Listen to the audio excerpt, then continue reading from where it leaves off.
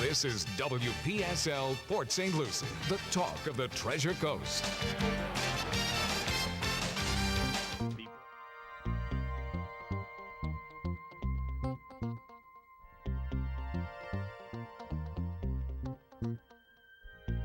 The views expressed on the following program are not necessarily those of WPSL. However, you're encouraged to like and share them on Facebook because it's time for the African American Scene, a live call-in show that occurs every Wednesday night in the 6 o'clock hour. And brought to you by Howard Insurance, but hosted by the one and only Rudy Howard. Good evening, good evening, good evening. Always glad to be with you here on a Wednesday night.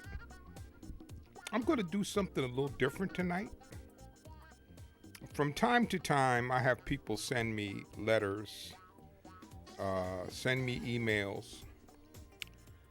And one of the people that likes to send me letters the most, trying to salvage my poor, sinful, uneducated soul, is Conservative Steve.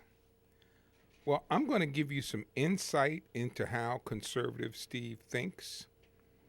And I think it's important because it will give you some insight into why we have the problems that we have in this country.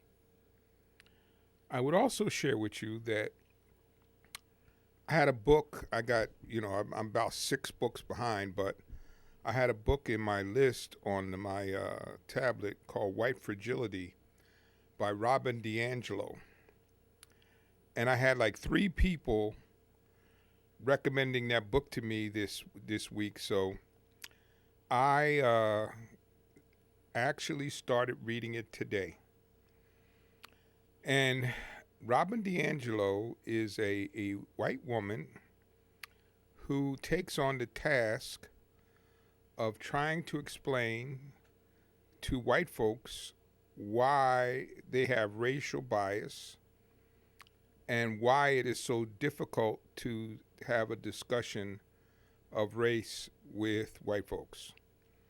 As you know here, I've probably tried a half a dozen times to have an honest conversation about race, and I have never been successful because people don't call up. The number one reason I suspect is people don't really want you to know how they feel. Prior to the 1960s, people were not reluctant to tell you how they felt, and they would call you the N-word in about a half a second. But after the 60s, when it became very clear that this was objectionable to most people, they no longer felt at ease about saying how they truly feel. So now they go about it in a series of codes and statements that are meant to not be, how should I say this, offensive, but communicate a similar message, which is why I'm going to share some of the excerpts. I can't share all of it because it would take too long because I have to counter some of the arguments. The first point that he makes is that in the initial slave trade population, there was about 12 million total slaves. And of that 12 million, only about 500,000 came to the United States. Now, I want you to follow this logic now, because this is very important, because I'm sure there's a lot of people that believe what he believes. Because there was only 500,000 that came in that initial slave trade, slavery cannot be considered the United States' original sin. Did you hear that? I want you to get that now. Because there were only 500,000 in that initial shipment of slaves, it could not be the United States' original sin. Now, by 1860, there was 3.9 million slaves. So initially there was 500,000, But in 1860, 3 years before the emancipation, there was 3.9 million. So I don't understand the logic. That is just dumb logic. Because there was only 500,000 initially, it can't be the original sin. Now let's talk about how you get from 500,000 to 3.9 million. Breeding.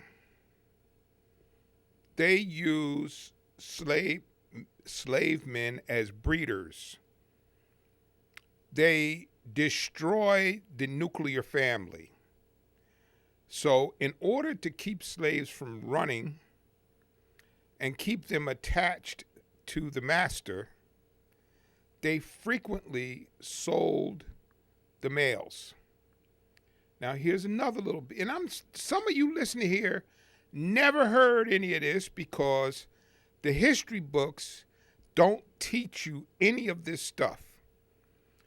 When a slave master's children got married, frequently he would give slave children or mothers or fathers to the children as wedding gifts.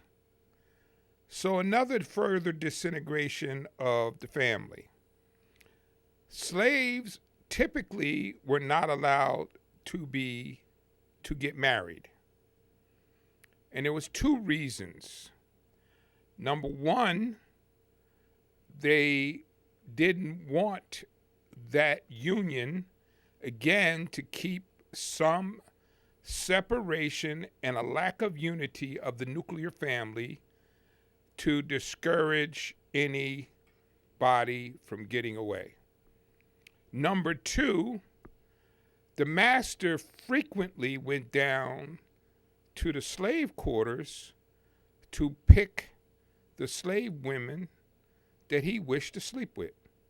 Now, I know you don't like that, but that's truth. That's exactly what happened. That's why when you look at black people, they come in every shade, light, dark, brown, because there's so many of us that have been mixed. So that theory that the original sin, because there was only 500,000, is the craziest thing that he could have said. Now,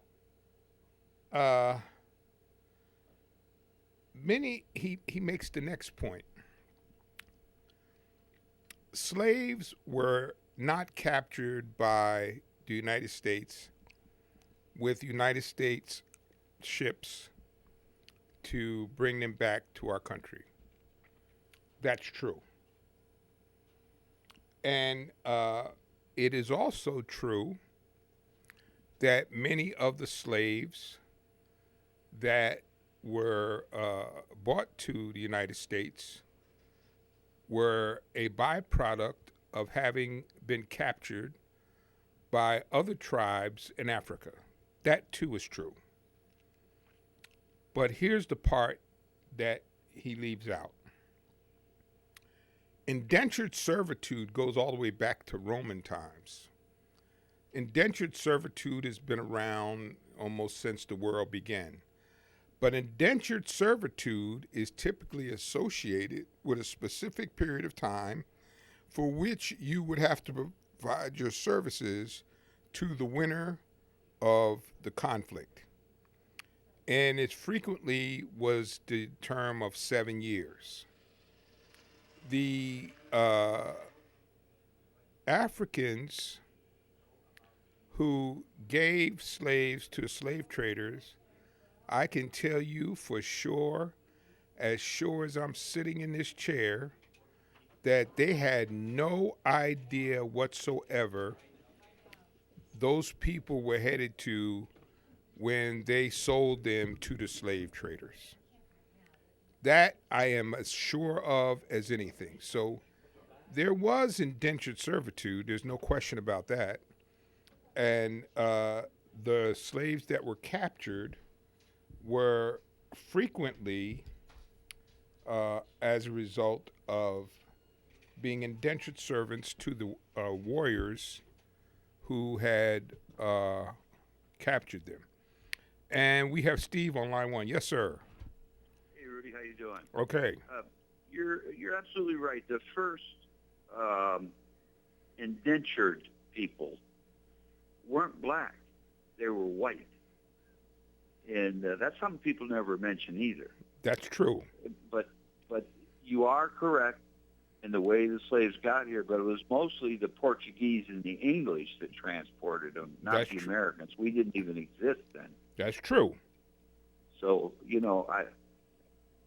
I don't understand how anybody today could approve of slavery or look upon it as good or anything like that. I mean, you have to be a heavy smoker and completely stupid to believe all that. Because if you don't believe smoking will kill you, you're sure not going to believe the other story. That's But for sure. The point that I'm trying to make is that we need to get past all of that and start saying we're Americans.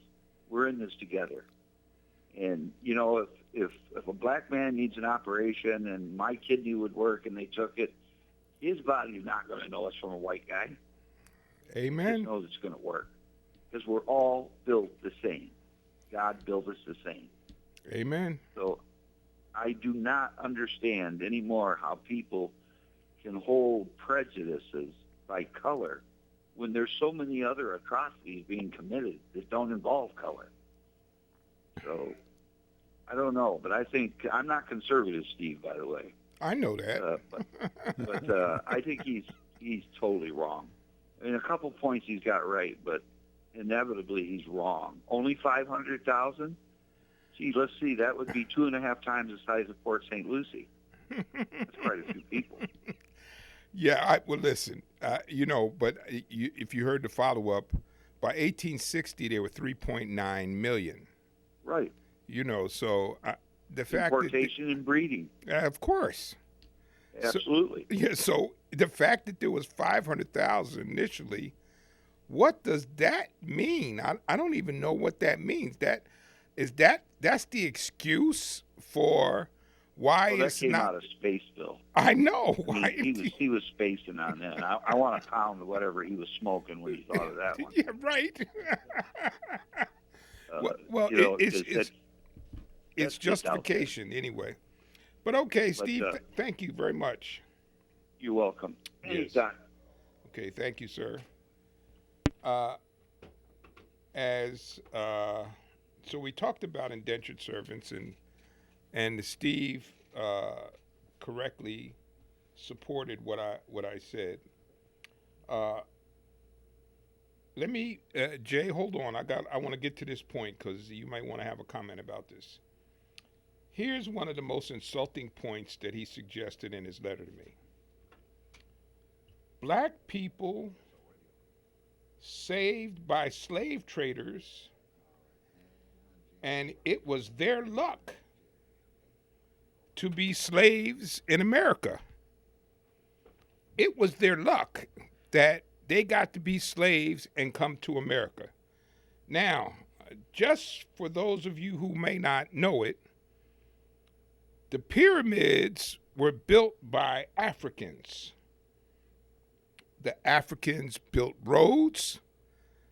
Africans built castles long before there was an America. Now we're going to go to Jay on line one. Yes, sir. Good afternoon, Rudy. Yeah. Okay. When I listen, could you hear me? Yes, I can. Yeah, I just hear a little echo. I was trying to. But anyway, what I wanted to say was I had the privilege as a youngster traveling down to Savannah, Georgia as a youngster. I met my grandfather's aunt. And, this woman was like, her parents were slaves in Savannah, Georgia. Yes. And this woman, her husband, I never met him because he passed away before I met him. But he was into real, he was in the real estate. So she had that knowledge about business person. She learned all that from him. But when she would go to the market, when she would take eggs and different things that she had, or product from the where she, on a farm, she had a big area with a lot of livestock. We would go to to the it was like a what would I call that? What they have every Saturday down in Fort Pierce. Yeah, the fresh market, like a market, like a market, but a big market. You come down and sell you with. But anyway, when she would come down, they knew her, and she would come down with with everything, with the eggs or whatever she was bringing. And they never addressed her by her name. They would call her Gally, or Gal. Now here's a woman, in her 60s old and old enough to be their mother or grandmother, but they would call her Gal. And I was like 6, 7, 8. I remember that. I never forgot all that. They just never treated her with respect. But she will go along to get along with it. You had to in those days. They had to go along to get along and act like it's okay to call her whatever you want, as long as you give me the money. But right. The thing was, when we get in the truck, in our little truck, when you get in her truck coming back home, she would say something. It was an African word she would call them, but it was actually a curse word.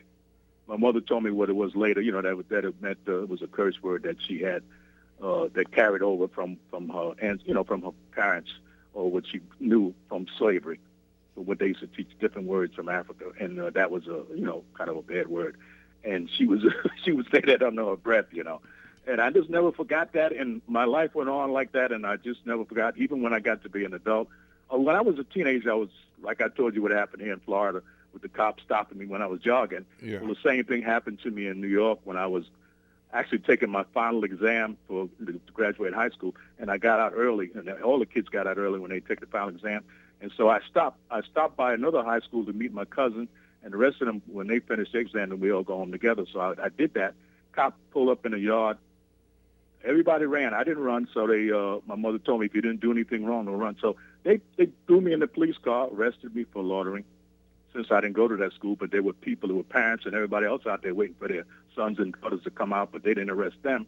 And as they were taking me to the precinct to book me, they were joking and laughing and said, "This is one nigga that won't get a job with the city." He's a policeman. Now we talking about the police today. Yeah. I'm talking about over 50 years ago what the police were then too. So there's not much change in the thought pattern and the internal racism built in the whites, the white privilege that they have, that they think they have. Okay, and so this goes on, and that's why you see these youngsters out there, because they had enough and they understand what's going on. They know history. That's why you see them out there marching, and they won't give it up, because they're tired of this difference. The way the police, come down on anybody black, and then it's automatic and execution. They got to execute you. They got to make sure you don't breathe or you get shot in the back. So all of those things are taught to young African American males from the day I can comprehend. My mother would always get into my head, and that's why I tried to stay out of trouble. But I didn't do anything wrong, and she realized that. And but it just goes on and on. But when I hear people say, "Well, why don't we just get over it?" How are you going to get over when it's still going on? Yeah. Thank you, Jay. I got another caller. Thank you, sir. Okay. Okay. Now, here's the next point. He makes the point that Black Lives Matter, single-parent homes, drugs, crime, violence, and incarceration are the result of the Democrats coddling black people. I just, I read that and I went, are you serious? He feels those things are the result of Democrats coddling black people. Well, let me just say this to you. And he further says that in the past 50 years, there has been more violence by African Americans, and that can't be blamed on white people. And we got Winnie. Winnie, how are you? How you doing? Good. Back in the slavery day, my friend was telling me, she said that they had like a breeding house Yeah, they did. And they had like one black man. He slept with all these different ladies to breed, so to make more babies. Yep. Like, are you familiar with that? Yes, I am. Oh, that really had happened. They had one black man sleep with all these different ladies, and so they can make more babies, make more slaves. Yep. That's correct. Oh, wow. And people people don't know that. But the part that is the most devastating, and I think has had lasting effects up to now even, was the destruction of the nuclear family. They destroyed the nuclear family for 400 years. You know, most slaves, now if you had an exceptional master, he might allow a slave to get married, but most owners did not allow slaves to be married. And they kept... I didn't know that. Yes, and they kept them separated from their loved one in order to keep them from running away. So yeah, that's true what you heard. But thanks for calling in, Winnie. Bye-bye. All right, bye-bye.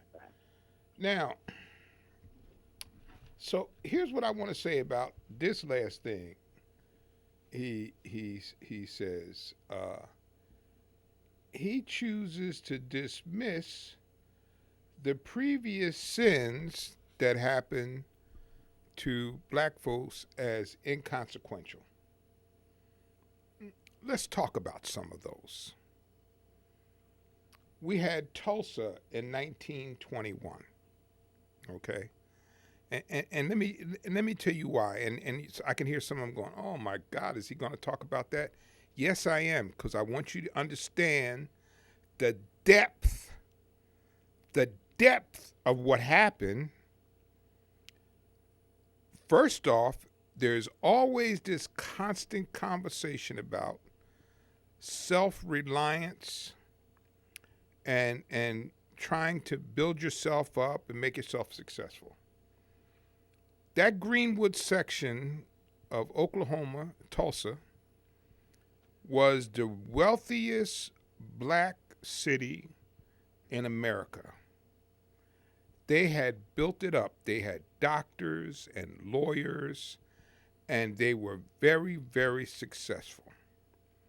And the book that is available that you can read about it is called Black Wall Street. Now, why do I bring that up when it's 1921? Because I want you to feel the impact of what happened. They killed 300 people, thereabouts. They're not even sure, but they roughly guess it was about 300 people.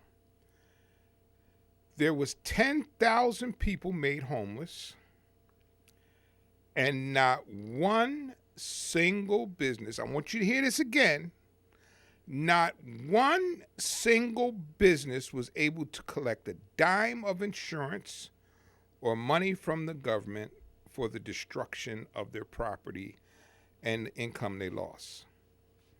Now, do some math, okay?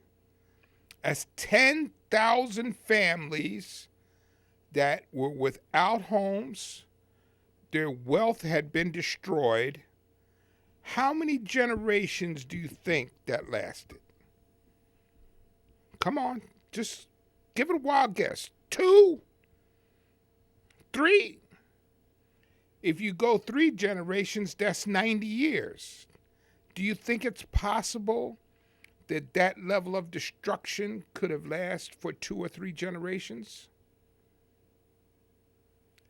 If you say anything less than 2, you are being naive and lopsided in your thinking. Any rightfully thinking person would know that level of destruction, the loss of wealth and all of the property and business that they had, that's at least a 2-generation problem. That's 60 years. Okay? That takes us to 1981, where people are still trying to recover from the depth of that problem. Okay? Let's talk about the Devil's Punchbowl, which I'm sure none of you heard of before. In Natchez, Mississippi, after the freedom of the slaves, okay, and all the slaves were freed in Mississippi, the population of Natchez went from about 3,000 to 10,000. So the white folks decided the only way to manage that is to corral the black people and put them in a concentration camp. And you won't find that in any history book. And the person that I saw was a white historian from Mississippi tells this story. They put these people in a concentration camp somewhere around 120,000 of them were kept in that camp and they died. Okay? I want you to hear that. So now, again, you killed 120,000 people for what? What do you think the impact of that is? 2 generations? 3 generations? What do you think? That's called the Devil's Punchbowl. Do an internet search. Don't take my word for it. Now, here's the next travesty. And because you're always telling black people to get up on their own 2 feet, and there's opportunity in America, if you only go out there and search it out, you can be successful. Here's the next travesty. Most wealth in America is developed by home ownership. The average person in America, the average middle-class person in America, develops their wealth through home ownership.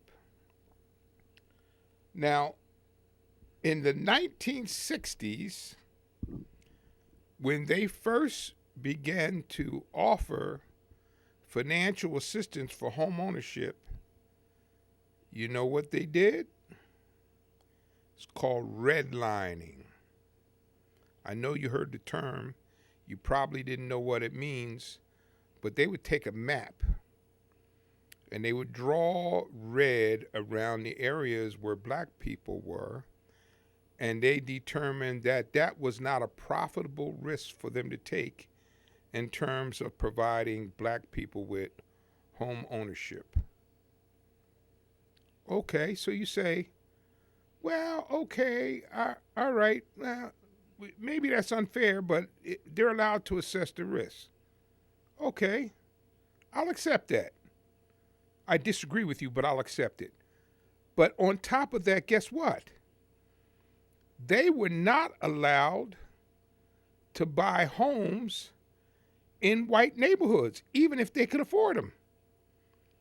So now, listen, look at the double-edged sword. They couldn't buy a house in the black neighborhoods because it was redlined, or they paid an exorbitant interest rate, and they were not allowed to buy homes in the white neighborhoods. And realtors took a pledge not to sell. Would you hear this now? Realtors had to take a pledge in the 60s not to sell black people houses in white neighborhoods. Okay, so now you caught on a merry-go-round, just like a little hamster in his little spinner on in his cage. You can't go right and you can't go left. All right? Even if you're playing by all the rules, because the rules are different for you. Now, here's the next issue of interest. You know, he said about why there is the problems that we have in the black neighborhood. Well, here's the interesting point. There is a 1 in 14 chance that a white kid will be involved in the criminal justice system. There is a 1 in 4 chance that a black kid will be involved in the criminal justice system. And so I can hear you thinking, well, just tell them don't do the crimes.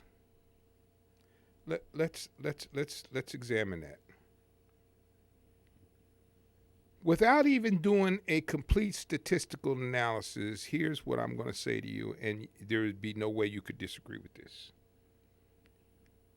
If black people are 13% of the population, how could they possibly make up 48% of the prison population? Don't even do the stats. I would just tell you, if you're a basic math person, that tells you it is a statistical improbability that 13% of the population could be responsible for 50% of the crimes that landed them in prison. You don't need to do any research other than to find out if there's 48% of the black and brown folks in prison, and 13% of them make up the population. That statistically doesn't work. Just doesn't make any sense. He made a suggestion also that Black Lives Matter is associated with a Marxist ideology. There is absolutely no evidence whatsoever that Black Lives Matter is associated with Marxist ideology. None. But it is a talking point that conservatives make to talk down the legitimacy of the Black Lives Matter movement. But that ship's come and sailed and is gone because people are not buying that. And you can see that by all the black and white and Asian and brown people out there marching for justice. Now, the number one statement you hear from most conservative is, and even some moderate Democrats, what are you going to do about black on black crime? You're making all these complaints and raising all this fuss about the treatment of black people. What are you going to do about black on black crime? Well, here's a little piece of information for you. Of the 90% of murders of black people, it is black on black. But here's the news flash. 80% of white people's murders are white on white crime. I have yet to hear anybody talk about the white on white crime problem. So yes, there is black on black crime, and yes, there is white on white crime. And you know why? The murders of people typically are associated with people the murderer knew. That's just the reality. The murders that happen, the person that murders the other person is somebody they knew. Or in many cases with the black on black crime, it may be the result of some gang activity. And there is a further allegation by him that Black Lives Matter promotes violence. It's absolutely untrue. There is nothing you could find on their points for what they believe in that advocate crime or riots, it doesn't happen. Again, a talking point. A talking point designed to dismiss Black Lives Matter as a legitimate organization that is concerned about the rights of black people. Now, here's one of the things that he said that I found most distasteful. He thinks diversity is not a good thing. If you say you offend me, that's an issue. Why should you say that? And then here's the one that really gets under my craw. You cannot force people to accept you. There is somehow, he's worked up in his mind that black people want to force people to accept them. Well, please let me straighten you out. I could care less. I want you to get this again now. I could care less whether or not you accept me. That is so unimportant to me. I do not care whether you accept me or don't accept me. What I care about is that you respect me. That's the issue. I don't care about you whether you like me. That's not important. Everybody doesn't have to like everybody they come in contact with, but you can still not particularly like someone and still give them respect. And we have Phil on line 1. Yes, sir. Hey, good afternoon, Rudy. How you doing? Okay. I'll tell you a quick story, and I got to go back a little bit in history here for a second. Bought my house about a year and a half ago, a new one. I moved out of the old house, which we were in for like 35 years. So it was time for a move. And the house across the street was built or finished 2 months after mine. And that house was rented out to 3 different couples. And the last one that they were rented to really, didn't trash the place basically. And the yard's kept up like groundskeepers, but it's not, what it should be. So I had no idea who the third couple was that moved in there. And I'm taking a walk one day, and I see the guy out there, and I say hello. He says hello, and we exchanged names, and we talked for a little while, and it was an African-American couple. And so, okay, and very nice, very friendly, well-kept, driving nice vehicles. And so about, a week or so ago, I see him out there in the sweltering heat on the weekend with a straw hat. And he's weeding the flower beds and doing this and raking up this, that, and the other. So I go across the street and I talk to him and I said, what in the world are you doing? And I said, we got yards people here that take care of this. And he goes, well, he said, it just doesn't look quite right. He said, I want the place to look nice. And I thought to myself, holy cow. See, where I'm going with this is there's good and bad in everybody. Absolutely. And here this guy, he doesn't even own the place.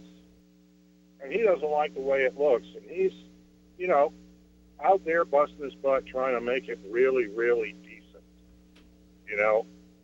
So I just wanted to perk up the ears of some of the people that think that one group of people or another is all bad and, this, that, and the other thing. So I just wanted to share that story with you and your listeners.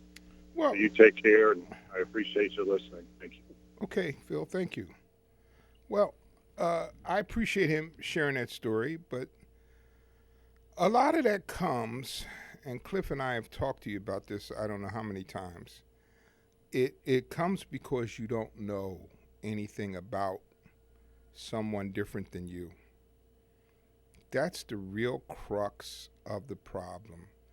If you don't know anything about anybody that's different than you are, it's very easy for you to form misconceptions about who they are. And don't be surprised if there's some guilt because of those misconceptions that would prevent you from saying hello to that neighbor across the fence. Yeah. Right? And maybe inviting them over to have some coffee first thing in the morning, or maybe and you know, just from being neighborly. Yeah. You know? Yeah. It can be done. Yes, it can. It's not an impossible dream. I mean, this is something so reasonably fetchable. It's easy to access. Yeah, absolutely.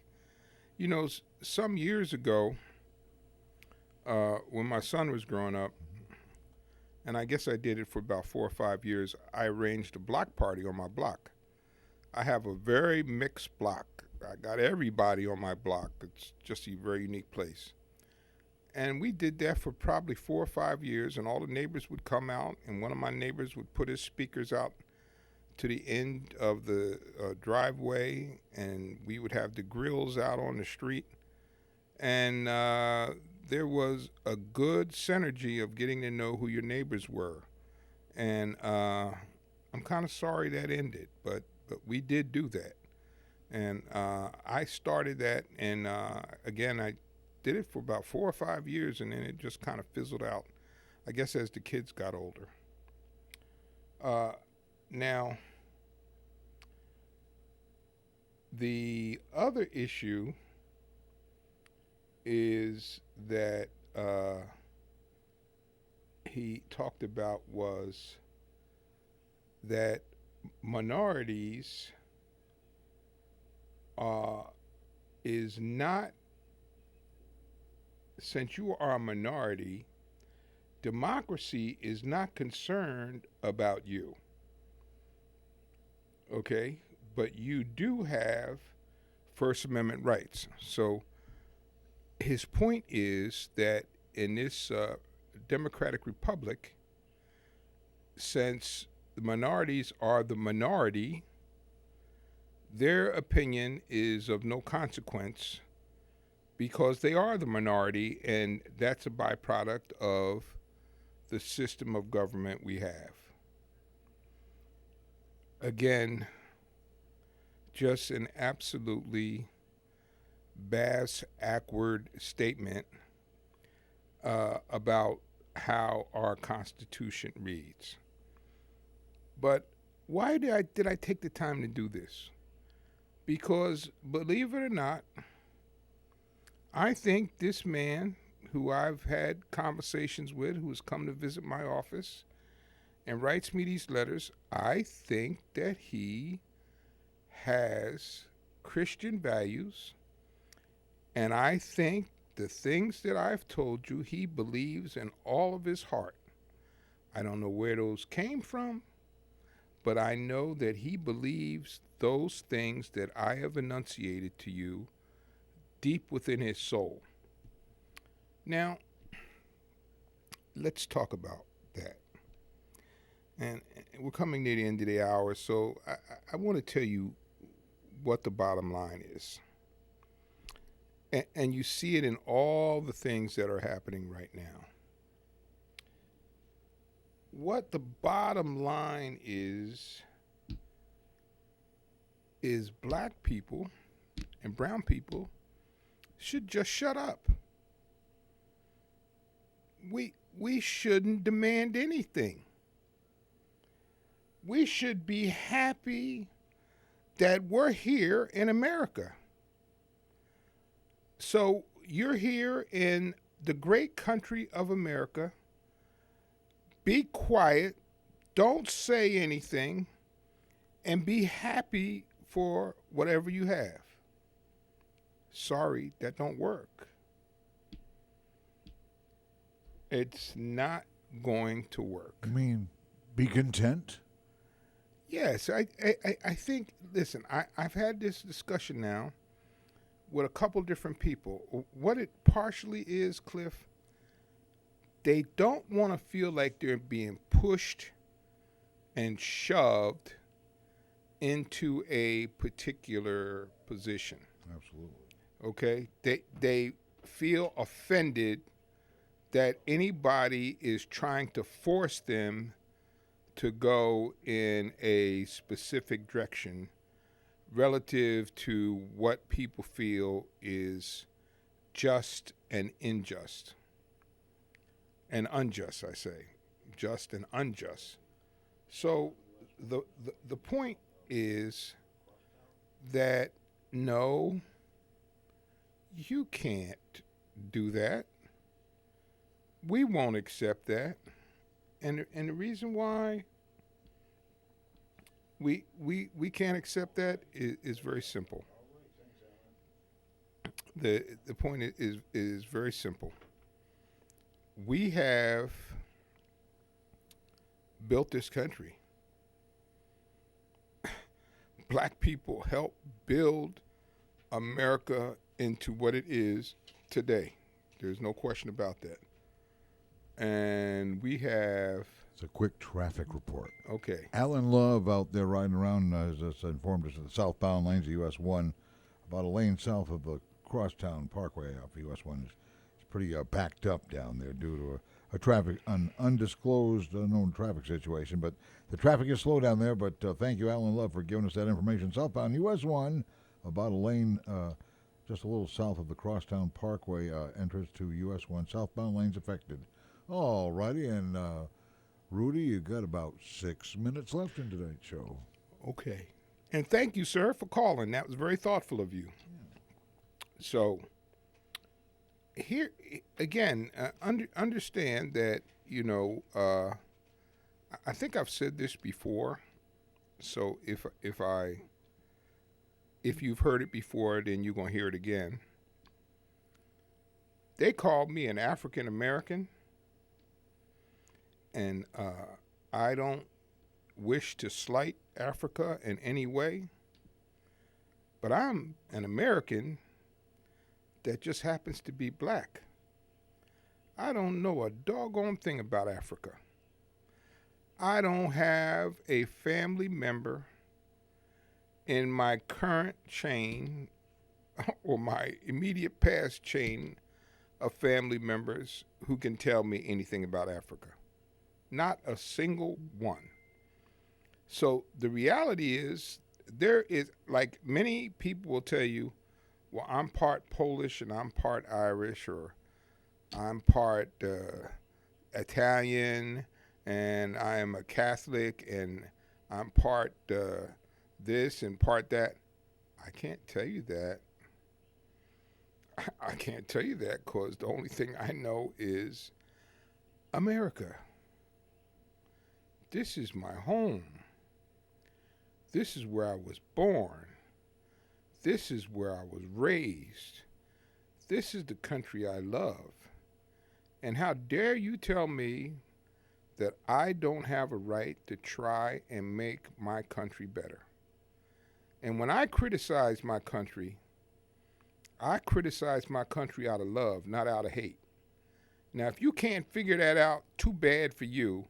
But for as long as there's breath in my body, if I think there are things that this country has done that could be done better, or that it has not properly treated brown and black people in the right way, then I will speak out.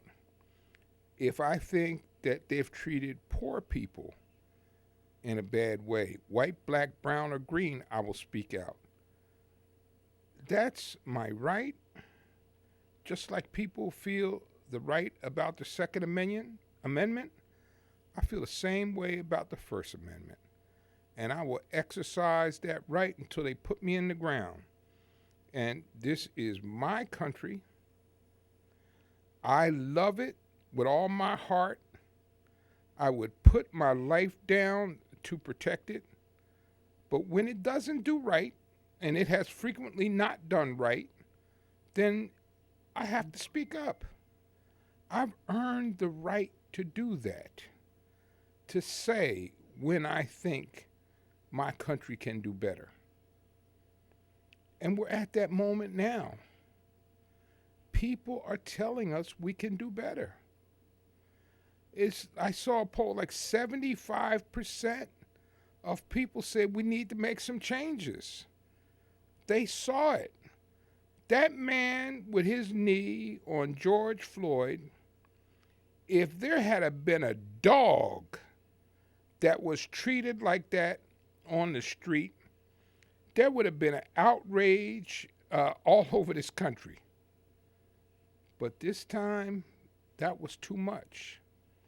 People saw that and said, no, that's too much. Even some of the most conservative people that I've known have all felt that was too much. And you know why it was too much? No matter what anybody else says, George Floyd was your American brother. Warts and all, he was your American brother, and you watched your American brother die like a dog on the street. And all of a sudden people said, no, that's not okay. And I'm glad that they said that, because it wasn't okay. But in any event, so I did that tonight because I really wanted you to see. And so this is, like I said, this man I believe to be a decent person. He has some very warped ideas, and I'm not sure where they all come from. But I shared that with you to understand so you can get a feeling for the fabric that makes up America. But in any event, I would like to thank you so much for tuning in to the African American scene.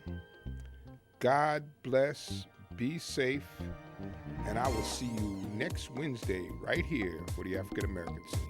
The African American Scene with Rudy Howard, presented by Howard Insurance in Port St. Lucie. Tune in Wednesday nights in the 6 o'clock hour. Call in at 772-340-1590. Archives of the show are stored on YouTube at WPSLTV.com.